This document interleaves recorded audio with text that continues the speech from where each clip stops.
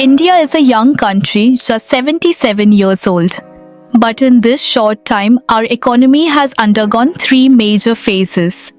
And understanding these phases is the key to knowing where to invest today as an Indian. Let's take a journey through India's economic evolution and find out the right way to build wealth in the coming years. Phase 1, from 1947 to 1991. Right after independence from the British, India was handed a very poor economy. The purchasing power of the people was extremely low, and because of that, there was hardly any investment happening.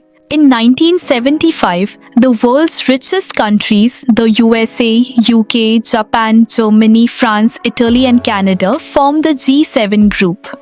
In contrast, in 1964, developing and poor economies, including India, came together to form the G77, which today has 134 countries. India was and still is a member of the G77. Phase 2, from 1991 to 8 November 2016.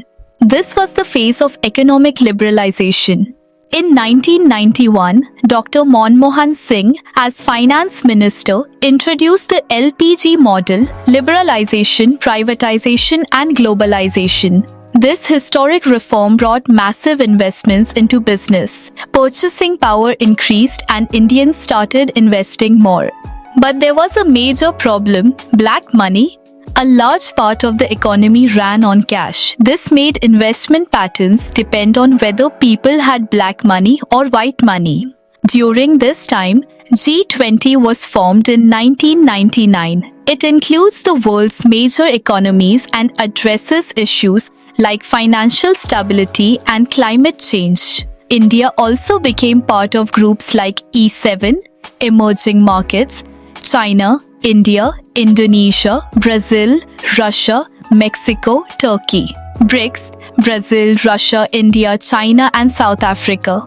As of now, many countries are eager to join BRICS, showing India's growing influence. Phase 3, from the 8th of November 2016 to the next 100 years.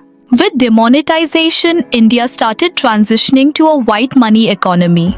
Key developments include surge in income tax filing, black money control, UPI transactions reaching record highs, implementation of GST.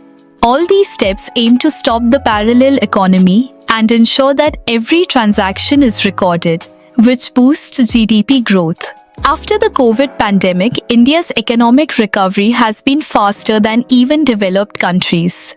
We're now a $2.8 trillion economy, ranked 5th in the world. By 2027, we're set to overtake Japan and become the 3rd largest economy. And by 2045 to 2050, we could be the 2nd largest. Indians generally invest in two major asset types: physical assets, like gold, real estate, and registered vehicles. Financial assets, divided into three categories. First type, linked to RBI's repo rate, bank deposits, PPF bonds. Second type, linked to stock market, direct equity and mutual funds. Third type, insurance products, LIC, with consistent returns over 30 to 40 years.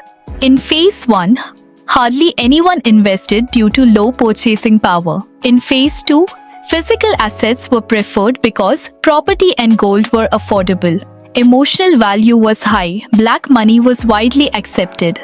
For white money investors, the first type of financial assets were popular due to high repo rates. In Phase 3, a complete shift is happening. From physical to financial assets. Why?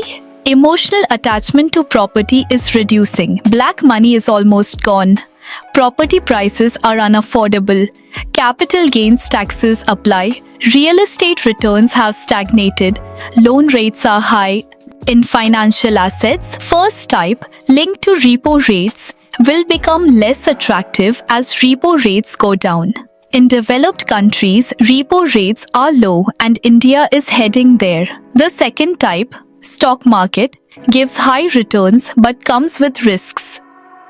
Here's the P3 concept of investor behavior: profit booking when returns are good, panic selling when markets fall, purchase when tempted by lifestyle needs. Due to this behavior, equity investments often stay short-term.